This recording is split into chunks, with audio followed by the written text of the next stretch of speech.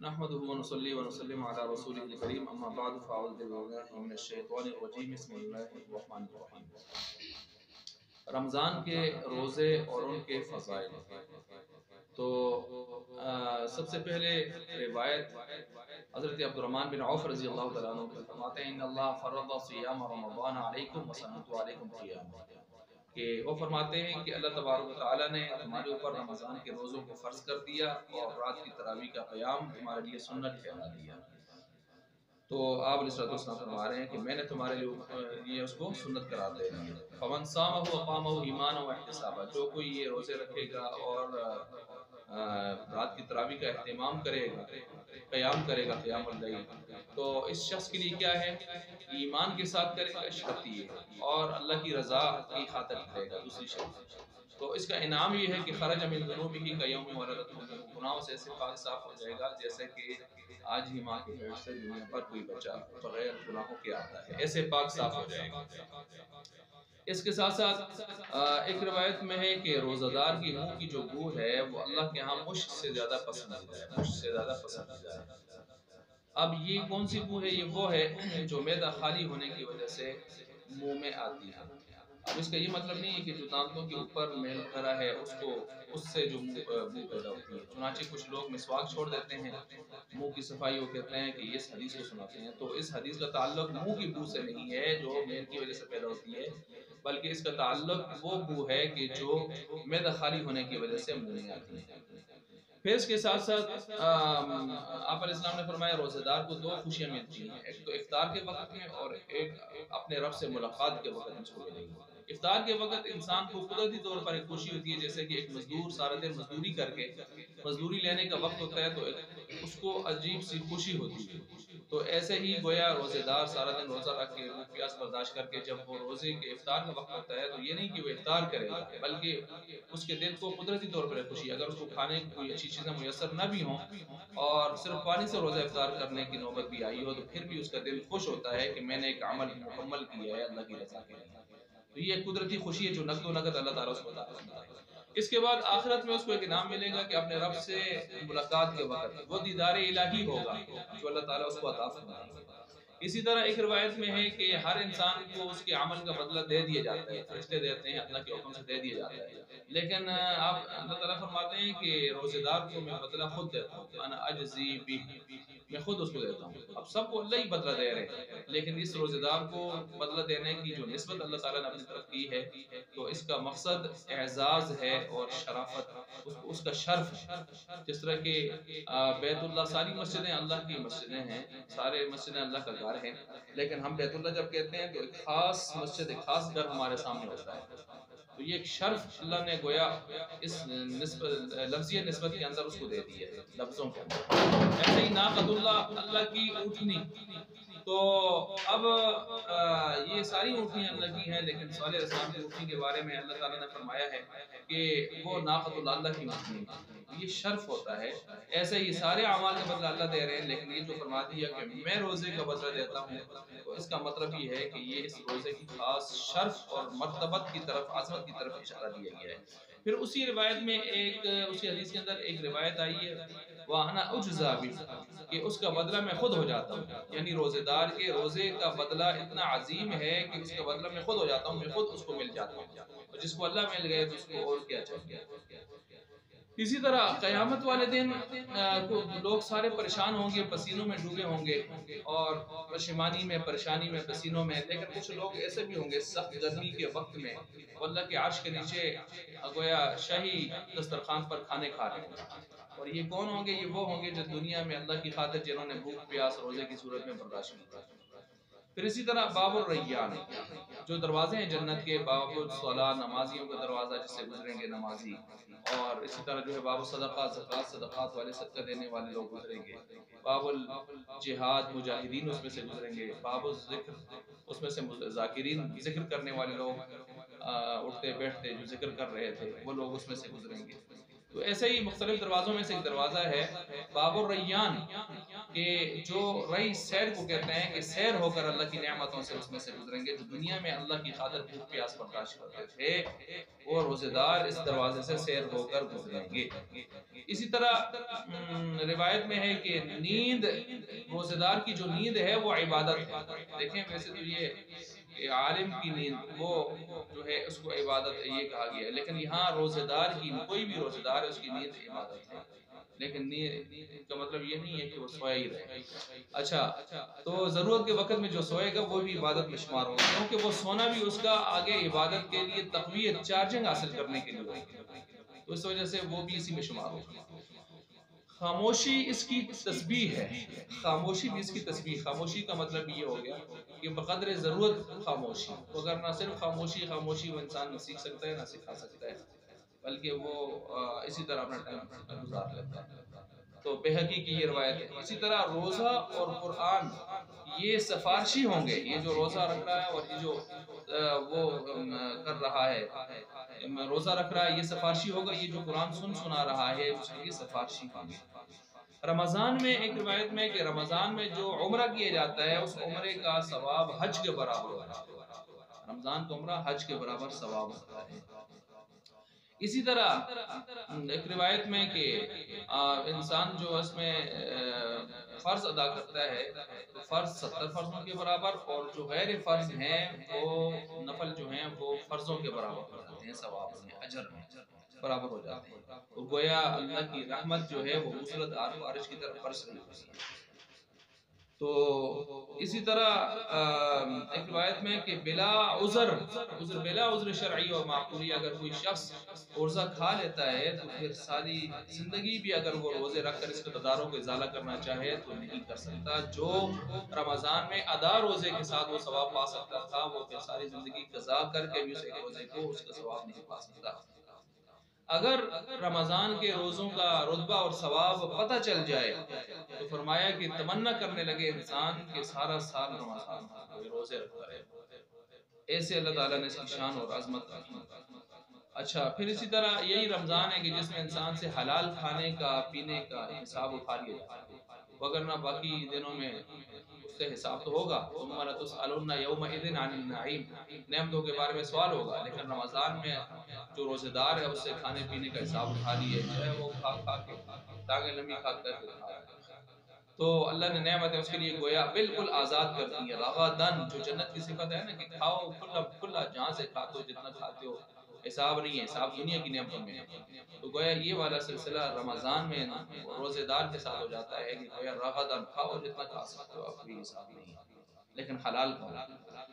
جنت کے اسی طرح ایک روایت میں ہے جنت کے دروازے کھول دیے جاتے ہیں، جہنم کے دروازے بند کر دیے جاتے ہیں، جنت کو روزانہ مزین کیا جاتا ہے، خوبصورت سے خوبصورت کیا جاتا ہے، شیاطین کو باندھ دیا جاتا ہے، شروع سے ہی سرکش شیاطین باندھ کر دریا میں ڈال دیے جاتے ہیں، تو قید کر لیے جاتے ہیں۔ اب یہاں ایک سوال پیدا ہوتا ہے کہ جب یہ قید ہوتے ہیں تو پھر بھی لوگ گناہوں میں مصروف تو ہوتے ہیں، گناہ کرتے ہیں، اور لڑائی جھگڑے تو پہلے سے بھی زیادہ ہو رہے ہوتے ہیں، تو اس کی کیا وجہ ہے؟ تو اس کا ایک جواب یہ ہے کہ انسان کے دشمنوں میں جو دین اور آخرت کا دشمن ہے وہ دو بڑے دشمن ہیں، ایک نفس ہے اور ایک شیطان ابلیس ہے۔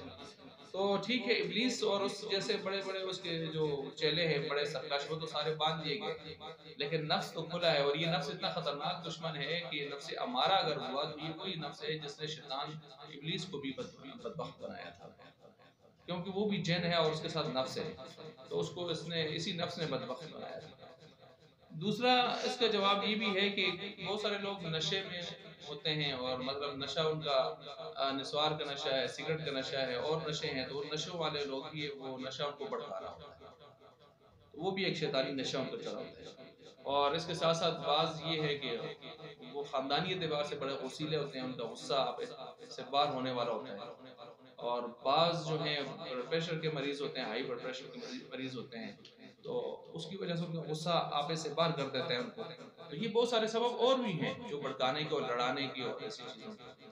اور اسی طرح جو ہے ایک جواب اس کا یہ بھی ہے کہ انسان جب روزہ رمضان آ گیا تو اس وقت تو سرکش شیاطین باندھ دیے گئے، لیکن جو چارجنگ اس میں پہلے کر چکے ہیں تو انسانی جو بیٹری ہے شیطانی تو نفس کے اعتبار سے تو وہ تو چارجنگ اس کی چلتی رہتی ہے. شیطان تو چارجر تو ہٹ گیا لیکن چارجنگ تو چھوڑ گیا. اب بعضوں کی بیٹری شیطانی جو ہوتی ہے وہ بہت دیر تک چلتی ہے, پورا مہینہ چلتی رہتی ہے, بعضوں کی 20 دن 15 دن, اس کے بعد پھر تھوڑا میں تبدیلی آ جاتی ہے, اور بعض جو ایک ہفتے کے اندر, بعض شروع سے ہی ایسے ہی پہلے رمضان سے ہی ان کی تبدیلی نظر آتی ہے. جس کی جتنی جو شیطانی بیٹری زیادہ مضبوط ہوتی ہے تو اس کی چارجنگ اتنی چلتی رہتی ہے, پھر آہستہ آہستہ لو ہوتی ہے. اور بعضوں کی پورا مہینہ چلتی ہے تو آگے رمضان ختم ہو جاتا ہے, پھر شیطان آ جاتا ہے اور پہلے سے زیادہ بڑا چارجر لگاتا ہے. تو یہ بھی ایک صورت, یہ ایسے ہی ہے جیسے کہ پہلے دور میں مثال دیتے تھے کہ لوہے کو جب گرم کر کے سرخ ہو جاتا ہے, اس کو باہر نکالتا ہے رکھتا ہے تو اس کی سرخی تھوڑی ختم ہو جاتی ہے, لیکن کوئی کہے جی سرخی ختم ہو گئی ہے پکڑے اس کو, تو نہیں پکڑ سکتا, اس لیے کہ اس کی گرمائش ابھی تک ہے. تو ٹھیک ہے اس کی سرخی وہ چارجر تو ہٹ گیا تھا لیکن اس کی گرمائش کچھ دیر تک پھر بھی باقی رہتی ہے. تو یہ ایک صورت بھی ہوتی ہے. پھر اس کے ساتھ ایک جواب یہ بھی ہے کہ بڑے سرکش شیاطین تو باندھے جاتے ہیں لیکن چھوٹے تو کھلے ہوتے ہیں چہرے, اور ان کا ذکر قرآن کرتا ہے چھوٹے چہرے ہیں. وَإِنَّ الشَّيَاطِينَ لَيُوحُونَ إِلَىٰ أَوْلِيَائِهِمْ, اور اسی طرح انما يدعو حزبه ليكونوا من اصحاب السعير. اور اسی طرح حدیث میں کہ جیسے رات کو وہ دریا کے اوپر تخت لگا کے اپنی کارگزاریاں سنتا ہے ابلیس شیطان اپنے چیلوں سے, اس کے چیلے بھی تو یہ کام کر رہے ہیں اور باقاعدہ اس کو کارگزاریاں سناتے ہیں. اور من شر الوسواس الخناس, اور یہ ہمزات جو ہر شخص کے ساتھ پیدا ہوتا ہے یہ سارے تو اسی کے چیلے ہیں جو اس کے لیے کام کر رہے ہوتے ہیں. تو بہرحال بڑے بڑے باندھے جاتے ہیں, چھوٹے چھوٹے جو ہے وہ بچے کھلے ہوتے ہیں, وہ اپنا کام کر رہے ہوتے ہیں. تو یہ ہو گیا اس حوالے سے چند تقریباً 6-7 جواب میں نے آپ کے سامنے رکھ دیے.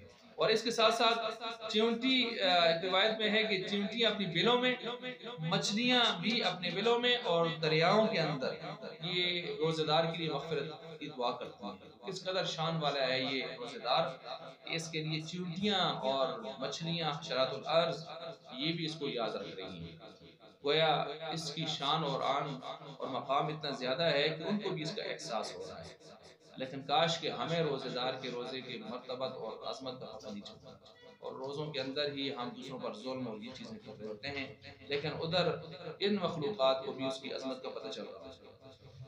اسی طرح ایک روایت میں ہے کہ افطاری کے وقت میں اللہ تعالیٰ روزانہ 10 لاکھ ایسے لوگوں کو جہنم سے آزاد کرتے ہیں کہ جن پر جہنم واجب ہو چکا ہے, روزانہ 10 لاکھ. اب اس طرح اگر آپ لگائیں تو آخری جو اسی روایت میں ہے, آخری جو افطاری ہوتی ہے اس افطاری میں جتنے سے پہلے آزاد کیے ہوتے ہیں وہ اتنے اور اللہ تعالیٰ آزاد کر لیتے ہیں. اب کیا مطلب ہوا, روزانہ 10 لاکھ کا حساب کریں تو 29 روزوں میں 29 افطاریوں میں 2 کروڑ 90 لاکھ, 2 کروڑ 90 لاکھ. اب اتنے ہی آخری افطاری میں آزاد ہوئے تو 2 کروڑ 90 لاکھ ضرب 2, یہ 5 کروڑ 80 لاکھ جو ہے یہ تقریباً ہو گئے 5 کروڑ 80 لاکھ. تو یہ تو پاکستان کی 22 کروڑ عوام ہے, تو یہ تو میرے خیال سے 5-6 رمضان ان کی مغفرت کے لیے اللہ کی فضل سے کافی ہے.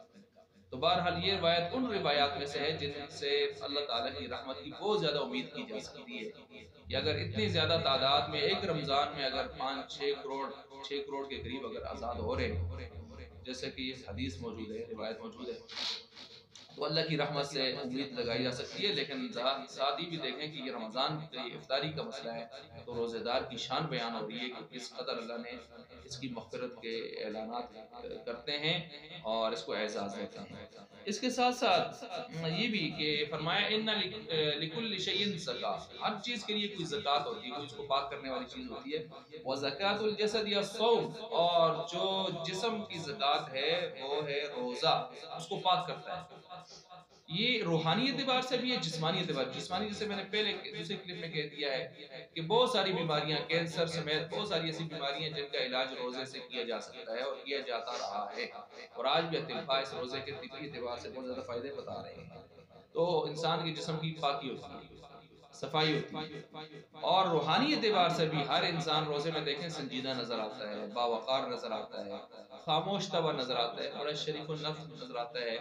بہت سارے حرام خور وہ بھی کہتے ہیں جی رمضان پہ کہ ہم کچھ نہیں کر سکتے, بس آپ کام سیدھے سیدھے ہی رہتے, اور تلاوت میں ذکر اور یہ چیزیں جو ہیں واجب.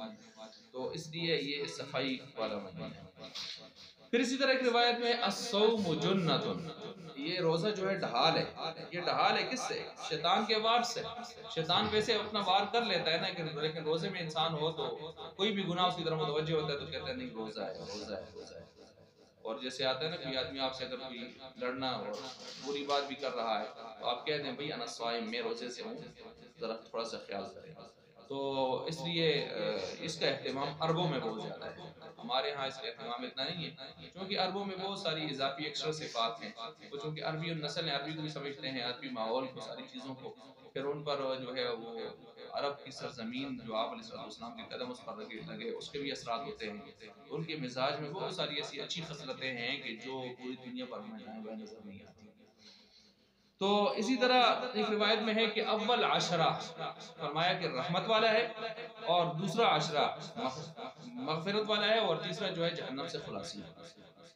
اس کی عقلی مثال یوں سمجھیں جیسے کہ ایک حاکم وقت وہ کسی اس کا قیدی کے حوالے سے جب اس کی حالت کو دیکھے یا اس کی گزارش کو دیکھے تو التجا کو، تو اس کا دل نرم ہو جائے کہ بھائی اس کے ساتھ رحم کا معاملہ کرنا چاہیے، اس کو چھوڑنا چاہیے. تو یہ دل جو نرم ہوا ہے حاکم کا، یہ رحمت ہے. رحمت رحم سے ہے اور دل کا نرم ہو جانا. تو گویا حاکم نے یہ جو دل نرم ہوا ہے اور اس کا خیال پیدا ہوا اس کو چھوڑنا چاہیے، یہ رحمت ہے. تو پہلا عشرہ کیا ہو گیا؟ رحمت. جب انسان روزہ دار روزے کی حالت میں اور اللہ کو رجات کرتا ہے اور اطاعت فرما برداری میں حد کرتا ہے تو اللہ کا یہ نہیں کہ اللہ کا دل نرم ہوتا ہے، نہیں، اللہ ان چیزوں سے پاک ہے اعضاء سے. مطلب یہ ہے کہ دل نرم ہونے کا مقصد یہ ہے کہ نرمی اور شفقت والا مزاج. تو نرمی اور شفقت اللہ تعالیٰ اس کا ارادہ فرما لیتے ہیں. یہ ہے پہلا عشرہ. جب یہ ارادہ ہو گیا تو ظاہر بات ہے اس ارادے کو وجود بھی دینا ہوتا ہے. تو پھر اس ارادے کا وجود کیا ہوتا ہے؟ حاکم اس کی رہائی کا اعلان کرتا ہے. تو جب اعلان کرتا ہے تو اعلان تب کرتا ہے کہ اس کو گناہ سے کنارے لگاتا ہے، جرم سے کنارے لگاتا ہے، کسی نہ کسی ترتیب سے پاک کرتا ہے اس کو.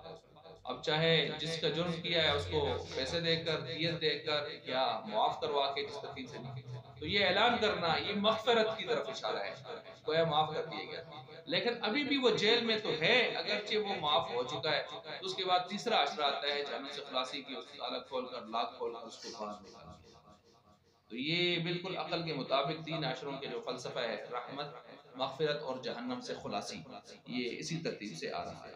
پھر دیکھیں یہ روزہ دار کی منہ کی بو، بعض روایات میں جیسے آ رہا ہے تفصیلی روایات میں موسیٰ علیہ السلام کو اللہ تعالیٰ نے آسمانوں پر جو ہے طور پر بلایا تھا اور تورات دینی تھی، تو 30 دنوں کا شروع میں یہ کہا گیا تھا.